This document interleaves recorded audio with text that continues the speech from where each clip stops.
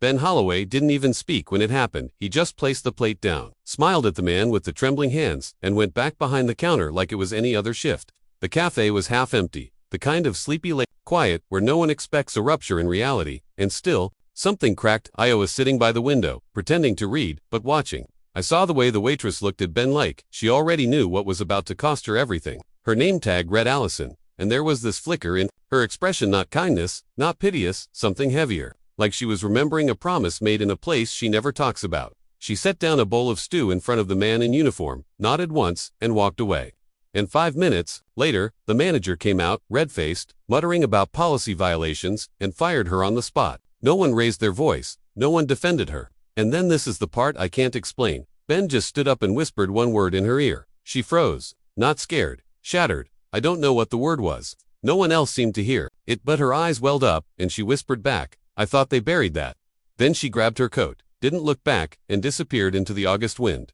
She didn't just quit, she left. No goodbye, no phone, no trace. Like some old guilt swallowed her whole. I tried to follow her. She turned the corner outside the cafe and was gone. I don't mean she walked out of view. I mean gone. No footprints. No tire marks. No footage on the corner camera. Nothing. Café tried to pretend it didn't happen. They replaced her name on the schedule like it meant nothing. But the next morning, this is when everything cracked open for men walked in just before sunrise. No uniforms, no greetings, just quiet precision. The kind of quiet that says they've seen war up close and it never really left them. I don't know who called them, or if anyone did, but I swear to you, 2 of them were limping in sync, like old wounds had never healed right. One scanned the room and said nothing. Another ran his hand along the counter, almost tenderly, like he'd built the place himself. And then the tallest one asked a question that made my spine go cold. Who fired the girl who remembered us? Every cup stopped clinking, every breath held. No one answered, not the baristas, not the manager, not even Ben, who was working again. Like none of it had happened. The Marines didn't move. They just waited. I don't think they were there for revenge. I think they were there because something had been set in motion. Something old, something buried in desert sand and blood and secrets wrapped in government silence. And then, just as the silence grew unbearable, a toddler in a high chair too young to speak more than 3 words, pointed at the register and said a name no one in that cafe had spoken out loud before, not even Allison. The same name carved into a headstone at Arlington, the one that disappeared from the military database in 2016. That's when the power flickered. The baby began to cry, and the man at the espresso machine, he dropped his cup and whispered. She wasn't supposed to wake it up. The baby's cry warped mid-wail just for a second, like a record slowed down by a hand that wasn't there. I felt it in my teeth before I heard it with my ears. The wrongness of it, too low, too drawn out, like it was echoing from a place no child should know. Then the cafe lights came back with a sharp blink. People looked around, rattled but pretending not to be, clinging to small lies for comfort. Power surge. Kid said a weird name. That's all, nothing to worry about. But I saw it, everyone did. That moment didn't follow the rules of this world. Ben stood frozen, eyes on the toddler like he'd seen that same expression years ago. Somewhere sun-bleached and godforsaken. The Marines were already moving fast, efficient, wordless. One walked toward the child's mother, said something quiet, and pressed a folded card into her palm. She left without arguing, carrying the baby like a bundle of dynamite, and then just like that they left, to dot no answers. No accusations, just absence, like their presence had been a test, and we all failed it. That should have been the end. But it wasn't, because 3 nights later, my phone rang at 3:47 a.m. There was no caller ID, no number, just the sound of wind. At first I thought it was a prank, until I heard something underneath the wind, distorted, layered beneath static, like a whisper trapped in broken circuitry. Allison never left, the voice said, but it didn't sound like a voice. It sounded remembered. I don't remember hanging up. I just remember sitting on my bathroom floor, door locked, holding my knees to my chest like I did as a kid during the worst nights. When my dad would go quiet in the middle of a sentence and stare at something that wasn't there. When he told me some people bring back things they shouldn't, and my mom would tell him to take his pills. Not his trauma, but this wasn't about him. This was about now. I tried to play the voicemail back. There was nothing, no record of a call. My call history had been wiped clean, and something else was wrong. When I checked the photos on my phone from the day the Marines came, one was missing. The one I took of Allison's name tag before she walked out. Gone. The folder said 26 photos, but only 25 were showing. That photo hadn't just been deleted, had been retracted, like the memory itself had been rolled backward. I didn't tell anyone, not yet. Part of me needed to believe I was imagining it. That trauma, my dad's, mine, Allison's, was contagious in some way. That we break the same way. when we carry too much, but the doubt was already spreading. It hit me hardest when I started re-watching the security footage I'd managed to quietly save from the cafe's Wi-Fi backup before the system was wiped clean by a scheduled maintenance update. I had pulled it that same night, trusting my paranoia more than my coworker's silence. I watched the clip again and again. Allison handing the stew to Ben. The moment he whispers in her ear, I leaned in, eyes darting between frames. But here's the thing that broke me. On the 8th watch, I saw something that wasn't there before. A woman barely visible standing by the glass door in the reflection. She hadn't been in the shot the last 7 times I watched it, but now she was, pale coat, no face, just standing there, watching, and she was wearing the same coat Allison wore when she left. I scrubbed back, rewatched, she was gone again. I should have stopped there. Instead, I showed the footage to someone else.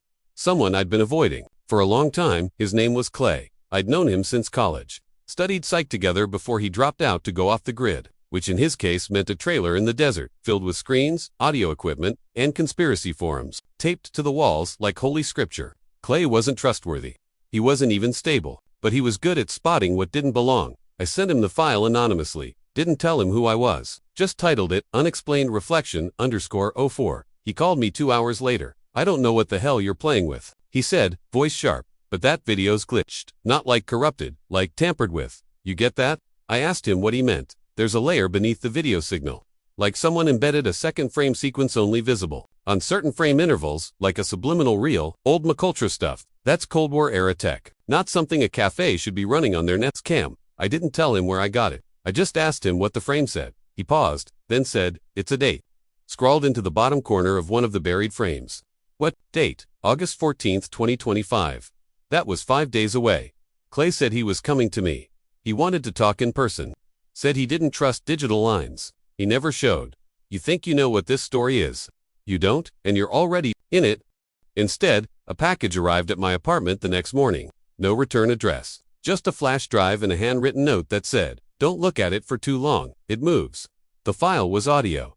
Just static at first. But after 12 seconds, a voice began repeating the same phrase. Buried under distortion. Ben's not the first. I don't remember falling asleep that night. I don't remember dreaming. But when I woke up, my kitchen chairs were all turned to face the hallway, and someone had scribbled something in the steam of my bathroom mirror. Did you see her reflection? Or yours? I stopped going to work. I stopped opening my curtains. I kept seeing people on the street that looked too much like people from the cafe, but they never looked at me. They walked by like I wasn't even there. But then, a week after Allison vanished, I found her, or maybe, she found me. It was at the abandoned strip mall to exits past town. I don't know why I went there, just felt like I had to. Like something in my blood was being pulled by memory. She was sitting alone on the floor of a burned-out Radio Shack, covered in dust, coat still buttoned, eyes wide but glassy. She didn't react when I said her name, just kept rocking slightly, whispering something over and over under her breath. I had to get close to hear it. When I did, my skin went cold. She was whispering the same name the baby said in the cafe, only now, she was adding something else. They told us it would die in the sand. But it followed us home. I reached for her but the moment I touched her. She blinked like waking up and whispered a sentence that cracked my grip on sanity. They buried the town that remembered. Then she looked past me, eyes filling with terror, and screamed. I turned around. No one was there. But I swear to you, I felt something move through me. Like air being unzipped, I ran. I left her there. I'm not proud of it. But something about that scream raw animal, not from this world, told me if I stayed, I'd never come back. That was yesterday. This morning, I woke up with dried mud on my shoes and no memory of leaving the house. My voicemail had a single message again. This time, no wind. Just a low male voice. You're close. That's the problem. I don't know if any of this is real anymore. The cafe has been closed for renovations. The owner won't answer his phone. Ben's missing. Clay's trailer was found ransacked with all his hard drives melted from the inside out. And now I'm starting to forget things, like my sister's voice, my own handwriting, whole conversations that vanish mid-sentence. But here's what I do remember. Allison said they buried the town that remembered. What if she didn't mean a literal town? What if she meant us? And what if it's not buried deep enough? End of part 2. The truth behind what no one tells you is starting to leak. Let me know when you're ready to dig further. Ask ChatGPT. I didn't choose to go back to the cafe. I woke up 3 miles from it with my car keys in my hand and my back drenched in sweat, like something had carried me there in my own skin. The sun hadn't risen yet, but the streetlights buzzed like dying insects. The cafe stood exactly as it had on the day it closed, shutters drawn, sign crooked, windows smeared with the same filmy handprints no one ever bothered to clean. I should have turned around, but my legs moved on instinct. Memory, maybe, or the thing beneath it. The front door was unlocked. I stepped inside, and I swear to you it wasn't empty. It was restored. Coffee brewing. Pastry case full. Soft jazz humming from the ceiling. Every light on. And every table filled with people I remembered but shouldn't have. A middle school teacher I swore died in a boating accident. A neighbor who moved without a trace in '04. The man with the red truck who disappeared after the 4th of July fireworks when I was 10. They were all here, frozen in the calm buzz of late morning routine. Reading newspapers dated August 14, 2025, the exact date Clay saw in the frame. I moved toward the counter. Ben was there, smiling, pouring espresso like he'd never seen war or whispered anything that turned time inside out. I tried to speak, but the second I opened my mouth, the music dropped to silence. Every head turned. Their faces didn't change, but their eyes did. Blank. Endless, like mirrors soaked in something too old to name. Then one of them stood. A woman. No name tag, just a white apron and a scar that cut through both lips as if something had tried to keep her from speaking. She held out a folder.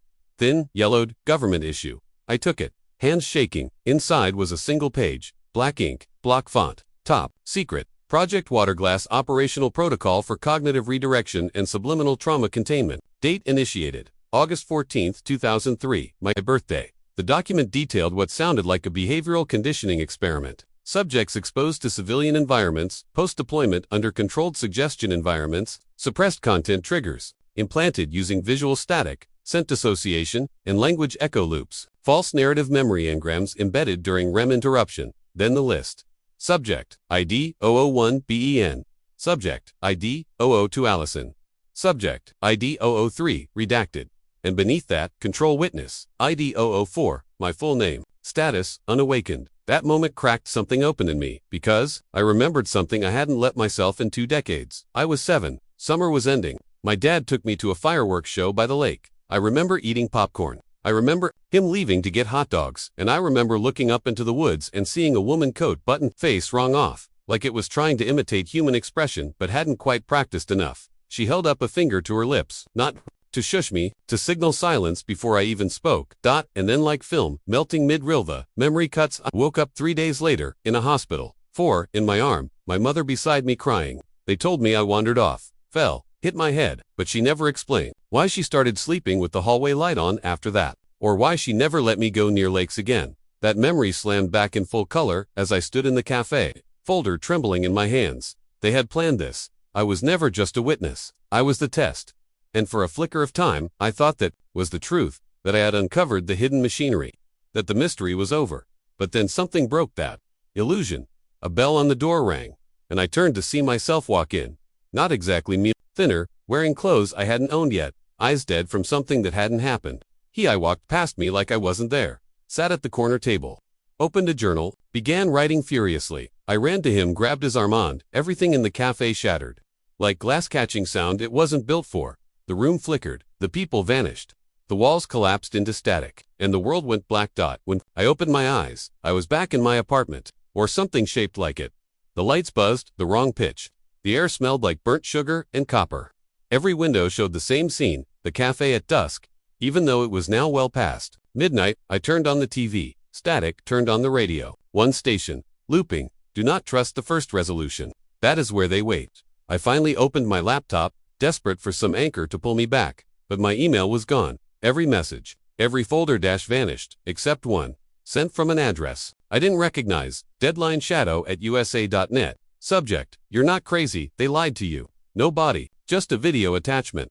I played it. It showed security footage from my own apartment, hallway. Time stamped August 13, 2025. 3:47 a.m., the same moment I'd gotten that phantom call. The footage showed me walking backward, frame by frame. Like time had rewound only for me, but it wasn't just the direction, it was the face. I wasn't blank, I wasn't sleepwalking. I was smiling, wide, violent, relieved, and in my left hand, barely visible in the flickering light, I was holding Allison's name tag, the real one, the one that had been missing from my phone. Then the feed cut, and I heard a whisper, not from the laptop, but from inside the room. You're not remembering, you're re-entering. I ran out the door, down the stairs, into the street. But every block I passed looped back to the same intersection. I could feel the edges of something watching, not with eyes, but with memory. Like my own life had been threaded through a needle I never saw coming. I broke into Clay's trailer that night. Police tape still hanging loose. Everything inside scorched, but one object left untouched, a handheld tape recorder. Its battery, long dead.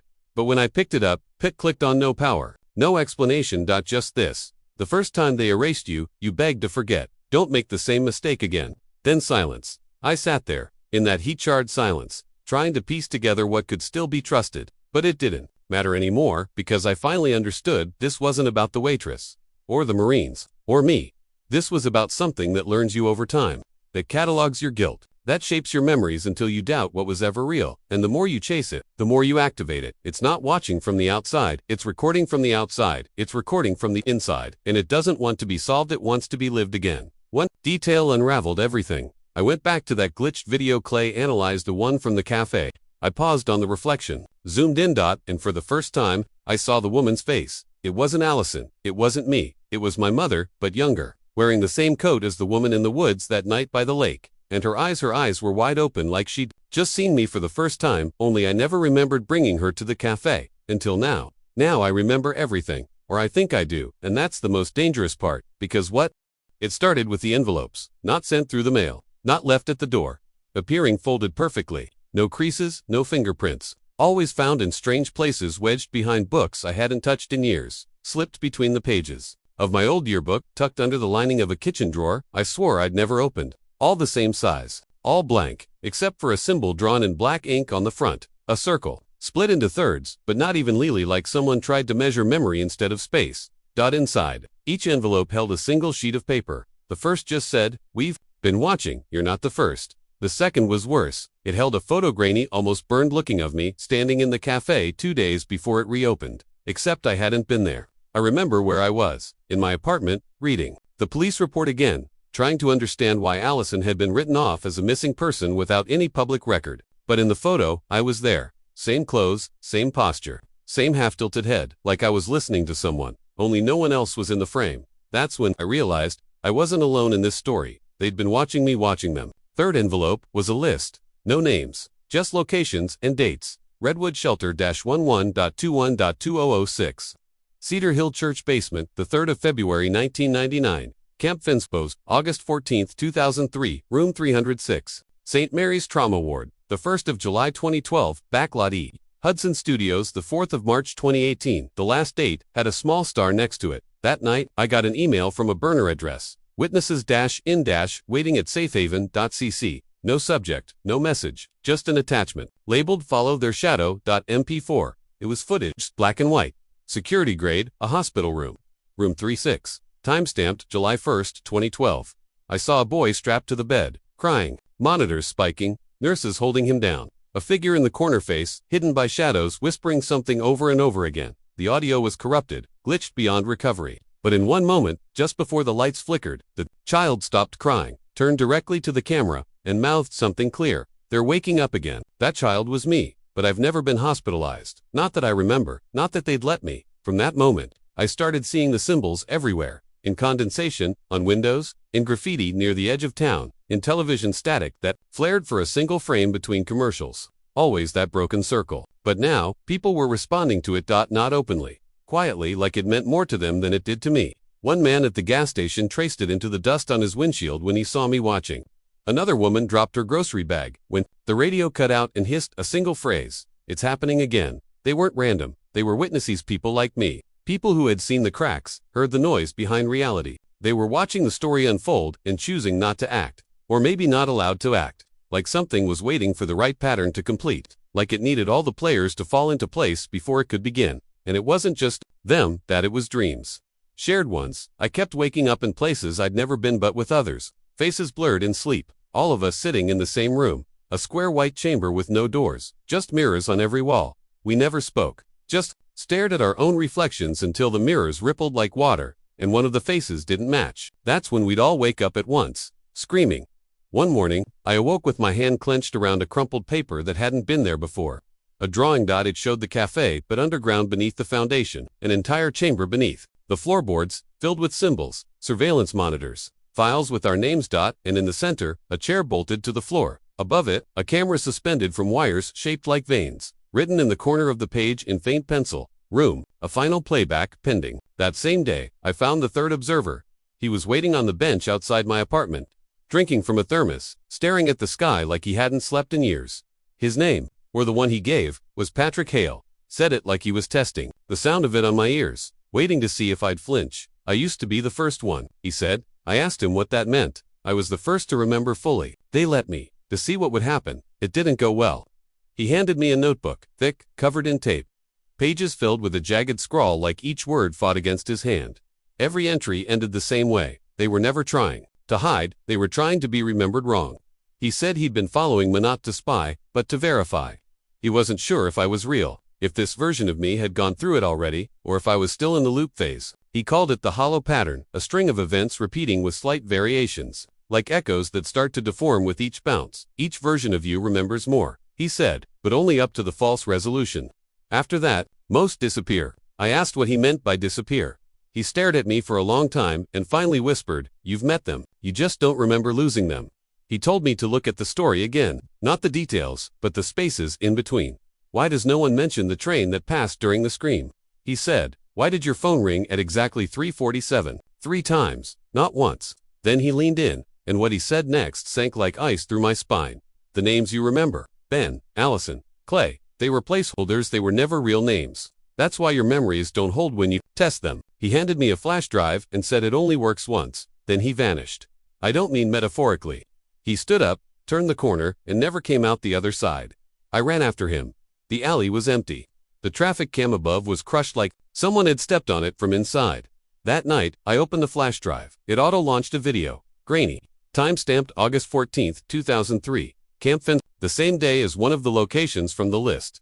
I saw a row of children ages 7 to 12 hooked up to IG machines. Being shown images. Deserts, sandstorms, empty cafes, smiling soldiers, mirrored rooms. One child started seizing. Another began whispering numbers. One girl stared into the lens and said, "If they reach playback room B, it starts again." You were right all along. Then it cut. I couldn't sleep after that, because I knew what that room was and I'd already been there. What I thought was a dream, the room of mirrors, was playback room B. It was a memory test. A place where the truth loops, alters, masks itself under layers of emotional decoy until all you're left with is a feeling that something's wrong, and that's exactly how they want it. Because that's how they feed, not on blood, not on bodies, on uncertainty. They are most powerful when you're unsure of what's real, when you doubt yourself, when your own life becomes found footage from 20 years ago that no one released. You were never meant to solve this. You were meant to carry it, to pass it unknowingly, like a virus laced into memory. A shape in your dreams, a name on your tongue, a reflection that doesn't move quite right. The others, they're still watching, not from above, not from some control room, from within you. Because what you remember isn't just yours. It was installed, and if you're starting to see the signs, the symbol, the dreams, the numbers, you've already been selected. All that's left now is one question. What version of yourself are you right now? End of chapter 4. The conspiracy is growing. The story is changing. So are you. When you're ready, we'll go deeper. But remember, next time you wake up from a dream, check the mirror, not for your reflection, for what's behind it.